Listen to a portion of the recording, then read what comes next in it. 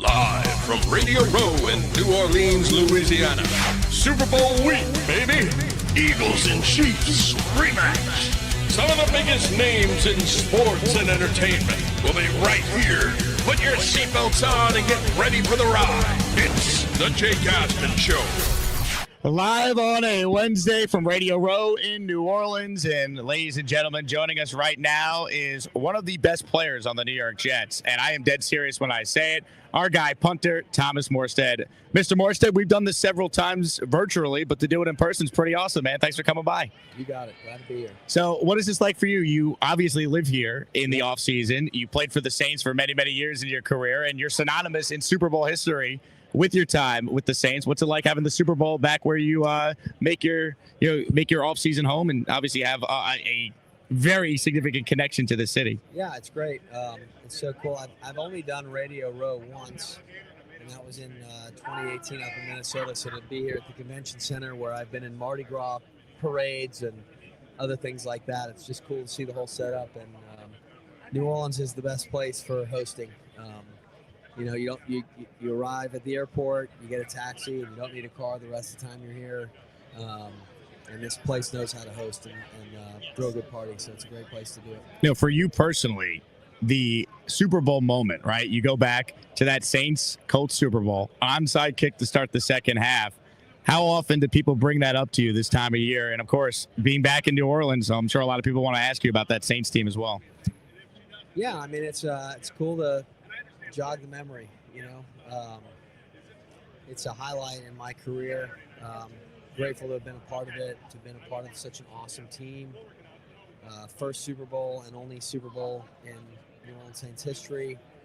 And really the coolest part of it is just people that see you. They don't want to know what it was like for you. They want to tell you about who they were with, where they were at.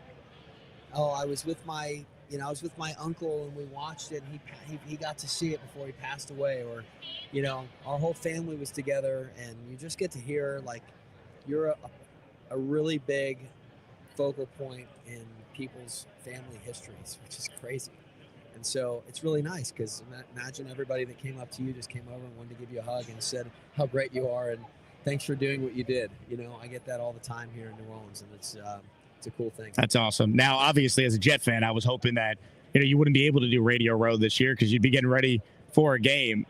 Looking back on the season now, about a month and change since it ended, what have been your thoughts? What do you take away from what was obviously from a fan perspective, and you could speak to it as a player, a very disappointing year, maybe the most disappointing year of my lifetime rooting for the Jets?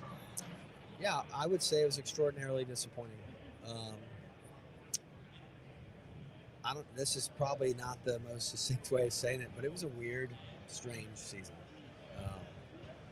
A lot of firsts for me. Never had a head coach fired in the season, GM fired in the season. With what I consider to be a reasonably talented team. And, it felt like almost every other week we'd lose a game and they'd be like, hey, this is the first time in the past 400 times the team's done this, and this. Right. They've won 100%. This is now the first time.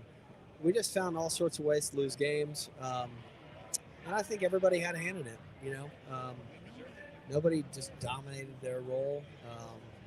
And it was just a weird year.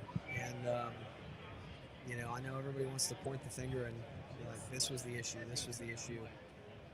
If anybody knew exactly what the issues were, they'd have been fixed and changed. And it's a big, multi-layered onion, this deal, and it's very hard to win, and everybody's straining and striving to find a way to do that. And it was just a weird year. Well, I can tell you what I think a big issue was. 5 games into the season, the team's 2-3. Obviously, very difficult losses back-to-back weeks to Denver and to Minnesota and London, and the head coach gets fired. And I'm not sitting here trying to say Robert Saleh was the greatest coach. He's Vince Lombardi, but watching from afar, it looked like that directly led to the defense not playing as well. And it just feels like you guys never recovered from that moment. Is that fair to say? I don't know that I would say anything like that. What I would say is that anytime you make a significant change in season like that, obviously it's a risk. Woody obviously felt like, Coach Solid wasn't going to get us to where we wanted to go, or else he wouldn't have done that. And so making a change doesn't guarantee you a better outcome, but if he obviously felt the way he felt and made the decision he made. So what was it like being in the building when that happened? How did you personally find out? It was shocking. I found out because my neighbor texted me a tweet and said, "Hey, you don't have a coach anymore." So it was definitely shocking. Did you think he was pranking you, or you thought it was real right away? No, he wasn't. He wasn't the type to prank me. He actually became like my the joke. He was my NFL insider. Anytime news was broke, he'd text me and be like, just so you know, because we find out online just like everybody else does about things. So, yeah. Pretty crazy. Now, you're looking at this offseason so far. New head coach. I have to ask you about that. Of course, we'll talk about the new special teams coordinator because assuming you're back with the Jets, that's something that's going to impact you directly. Take us through last couple of weeks. Were you following all the different GM interviews and head coaching interviews? How closely were you following what the Jets were doing? Not as closely as probably you were, but I was. Yeah, I mean, I'm following a bunch of Jets reporters and people that follow the team, and so, yeah, I was getting some snippets here and there. Really excited for Coach Glenn. He was our cornerback coach for 4 years down here before he went to Detroit with Dan Campbell, and he just exuded professionalism. Is the way I remember him then. And so, yeah, super exciting for him to get this opportunity. I mean, I'm trying to imagine what it would be like. To me, it'd be like if I was the head coach of the New Orleans Saints one day. It's like the team that drafted you, that you had your start in, and where you learned a lot. You don't forget that first team, and so that's a really cool opportunity for him. And and as far as Chris Banjo getting hired as a coordinator, that is such a full circle deal. That's hard to explain. I took Chris on his recruiting trip at SMU. Wow. Chris didn't get in the league his first year. Kept training. People telling me he's crazy, and you need to go get a job. And he just kept training, and he got an invite to the Jacksonville Jaguars rookie minicamp. There's like 40 players trying out, and he sees that the new special teams coordinator Mike Mallory was the assistant in New Orleans for the past 4 years. So he calls me and he's like, "Hey, can you just make sure this coach knows my name? Because there's going to be 40 other guys showing up." So I called Coach Mallory and said, "Hey, listen, I know you're a new coordinator and everybody's trying to hit you up about whatever." I said, "This guy, Chris Banjo, is kind of a tweener. I don't think he's seen as a safety or a corner, but he's going to be damn good on special teams. So just take a look." He was one of the 2 players they signed. Fast forward, he goes on to be a team captain at the Green Bay Packers and a great special teams player. And then in 2016, I see he gets released by the Packers, and I'm like, "What is going on?" He's like a great player, and I put it on our coach's desk. A week later, they're trying to bring him in for a workout. I said, "Hey, he's going to go to another team up in the north. Can you call him and try to convince him to come down to New Orleans?" And I called him and convinced him to come down and be a part of what we're doing. So that's how we got to be teammates down there. And then that's how he gets exposed to Aaron Glenn being on. Wow. And Coach Glenn's his coach. So indirectly, you're the reason that the Jets have Chris Banjo as their special teams coordinator. Here's what I'm going to say: is it is absolutely crazy to me, full circle, that has happened, and really excited for Chris to get the opportunity. And Chris is. It's going to be strange having a special teams coordinator younger than me. So that's kind of crazy. I'm increasing Thomas's volume if you're watching live. Apologies. I'm seeing the chat saying that Thomas is not loud enough. So hopefully now people can hear you. Here we go. Basically explain that you're the reason, despite you not wanting to admit it, that Chris Banjo is the Jets' special teams coordinator. Not the reason. No, but listen, he's earned every opportunity he's gotten, and it is crazy though. So I'll be older than my coach, which I don't think I've ever had happen. So that'll be kind of a new thing for me. That's pretty crazy. Now, when you look at Aaron Glenn, what you mentioned, he exuded professionalism when he was the corners coach when you were with him in New Orleans. Have you been following his career with the Lions? Did you watch the press conference when he was introduced? What were some of your takeaways, just kind of watching him grow and then seeing him at that press conference as the Jets coach? Yeah, I definitely followed along for the past number of years. I'm a huge Dan Campbell fan. And so when he followed Dan to take the opportunity to be defensive coordinator, that was really cool. So Yeah, I've followed indirectly. I've been a big fan of Dan Campbell since his days in New Orleans, and just find myself rooting for the Lions because of him. And so, yeah, I've kept up. I honestly thought there was a chance the Lions were going to be in this game this weekend, and a lot of reports were connecting the Jets to Aaron Glenn, and I'm thinking we might not have a coach by the time we get to Radio Row this year, and it's just crazy how quickly it moved once the Lions were eliminated. Yeah, things happen quickly, and it's not a 5-game series or a 7-game series. It's a 1-game series, and, you know, you can be – I've been the 1 seed and lost. It's – you know, I've been the 1 seed and won all the way to the Super Bowl. So it's just, you know, nothing's guaranteed. You can have everything right. You can have the best roster. You can have the best everything. You got to get it done on that game day, and you only get 1 shot at it. So it makes it more special when you do have the success and make it all the way. We're talking with Thomas Morstead here on the Jake Asman Show. Apparently, I'm still way louder than Thomas. I wonder if my mic is not as good or is just better than Thomas's mic. So I'm trying to adjust it here, people. Let me know in the chat if that sounds a little better, and we'll edit it in post-production for those of you who are not watching live. But I'm curious, Thomas, because you mentioned this at the top, and I agree with you. I still think there's an enormous amount of talent on this Jets team, and I don't think the 5-win record is an accurate depiction of the talent that does exist on this team. Yeah. How do you view this roster now going into the Aaron Glenn era, assuming you're a part of it with 1 year left in your deal, and certainly the special teams coordinator, so that should help. Yeah, I would. And I'd just be very careful to say that we all had a hand in losing this season. So, talent's not enough. So I think everybody, to kind of cast that up, be like, oh, I'm a great player. I'm doing a great job. Everybody had a hand in us losing this year. And so talent is a prerequisite for getting in, but it's not why you stay, and it's certainly not why you win. And so I think hopefully everybody can look at that, and sometimes it's hard in the season to be super critical of yourself when everything's not going the way you want it to go. So hopefully everybody has a chance to get away and can really be honest with themselves about the leadership that needs to step up, and just because you're a great player doesn't mean you're a great leader, and we need more guys to step up and take control of this thing, because at the end of the day, it's a player's game.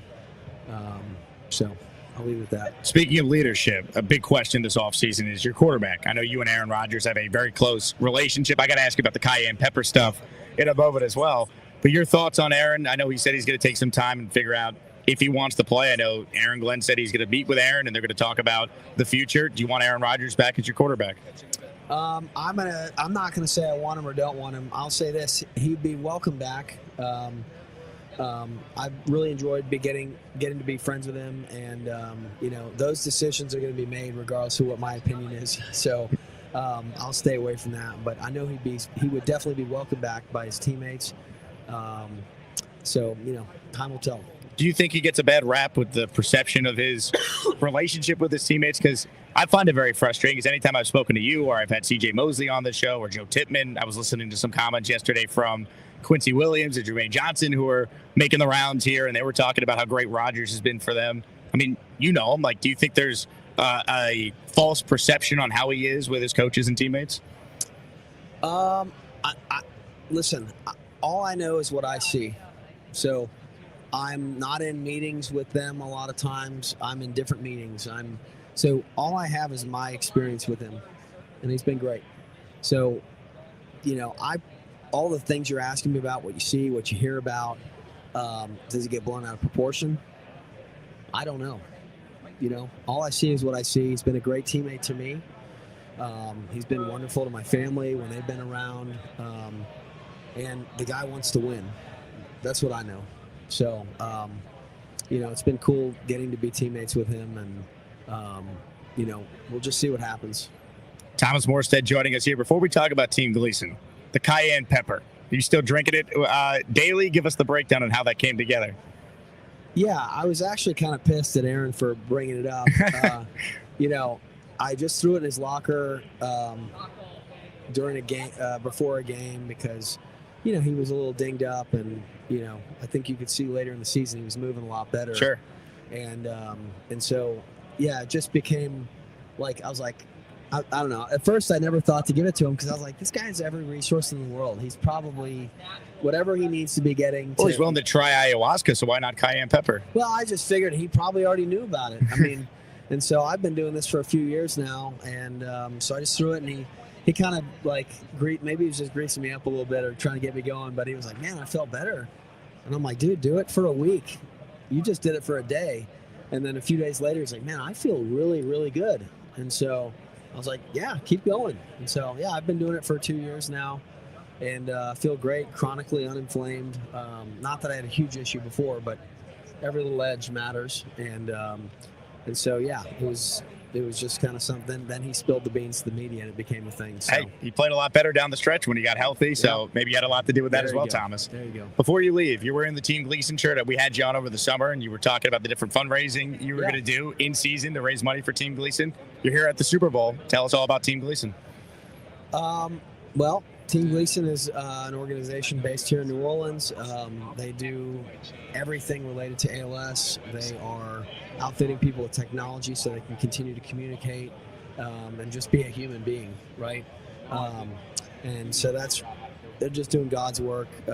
They supply families with all the resources, all the answers to the test when somebody gets diagnosed, so they can spend their time together as opposed to going on this wild goose chase trying to figure out all the things they need to figure out. So they send people on adventures that have ALS to encourage people to continue to live with it. And so just a lot of cool things that they do. It was an awesome thing. It was an honor to be able to raise money for them this year and to get awareness out, because ALS continues to become more and more, the rate of diagnosis is going up.